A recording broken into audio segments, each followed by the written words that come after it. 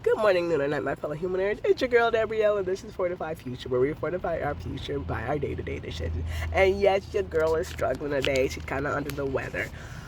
But anyways, I'm going to do this video.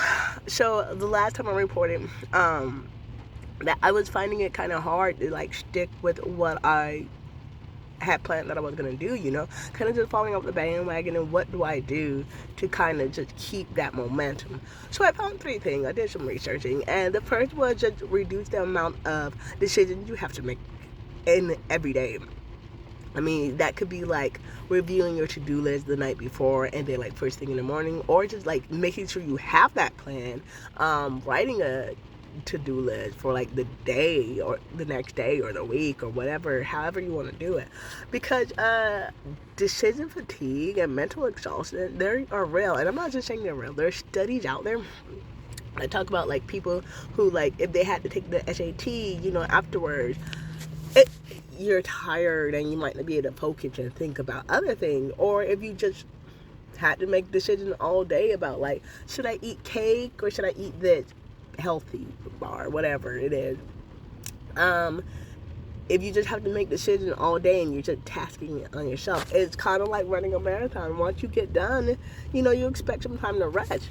So if you're making decisions all the time, your body just no, we're tired, we're drained, we're done, and you still have to rest. So I was looking up stuff, and it said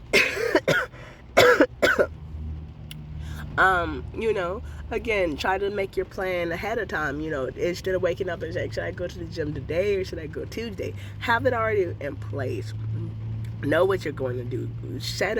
Wake up with intent and purpose, not with the what should I do today. No, you should know what you're doing today. Things can change. You got to be able to go with the flow. I am all about that.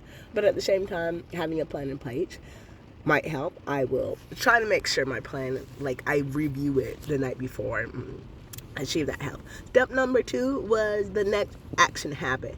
And that just stated when you're faced with a task and you want to procrastinate, because this is more about procrastinating, but you want to get it done, you just got to figure out what the next step is. So let's say you want to go to the gym, but you don't want to go to the gym. You got those two inner voices fighting. You go or you don't.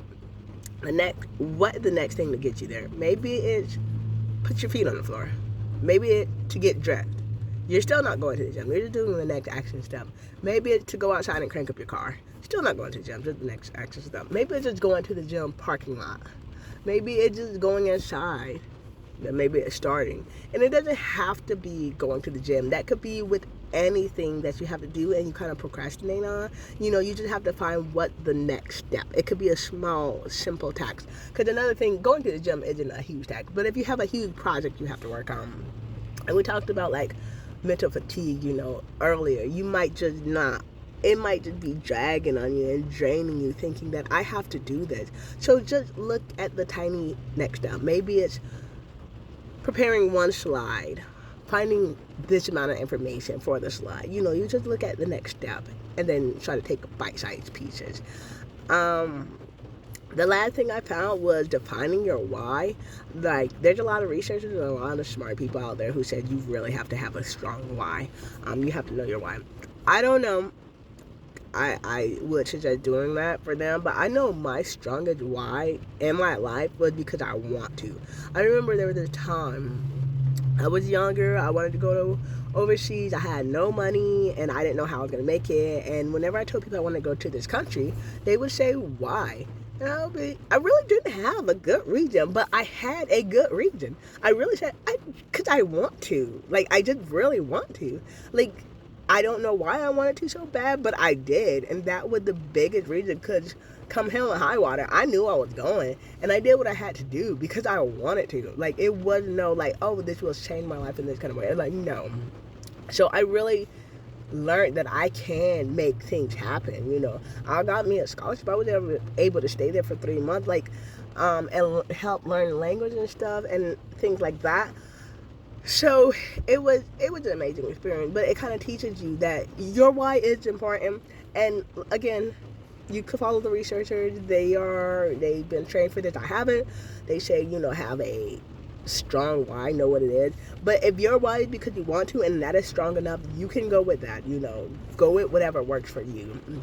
And if I wake up and I decide, like, this is my purpose and this is gonna be my why, nobody gonna change that. Like, if I said, because this is why, I don't have to explain it to you because I want to.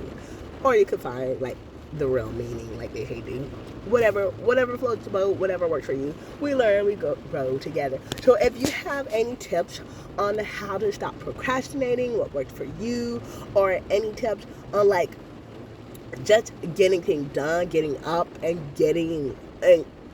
reaching your goal, doing your habit, leave them in the comments below, because we learn and we grow together. What you're good at, help us grow and be good at that area. And what we're good at, we'll try to help you grow in the same. All right. So until next time, see y'all later. Have a good one. Bye now.